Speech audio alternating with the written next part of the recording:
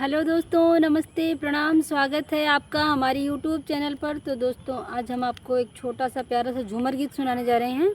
यदि गीत अच्छा लगे तो प्लीज़ दोस्तों लाइक कर दीजिएगा, चैनल को सब्सक्राइब भी कर लीजिएगा। चलिए झूमर गीत शुरू करते हैं। पीली हले पौआ उड़वले पनसौआ मोरे राजा हो। पीली हले पौआ उड़वले पनसौआ मोरे राजा हो। ताना मारा ताड़े पूरा गौआ मोरे राजा हो। ताना मारा ताड़े पूरा गौआ मोरे राजा हो। घरवा में नइखे राजा नून तेल मरचा। घरवा में नइखे राजा नून तेल मरचा। कोई से चलाई हम घरवा के खर्चा।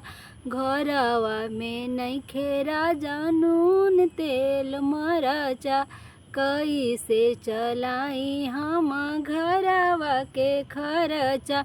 मिलता सरेंडर देखा सोनावा के भौआ मोरे राजा हो।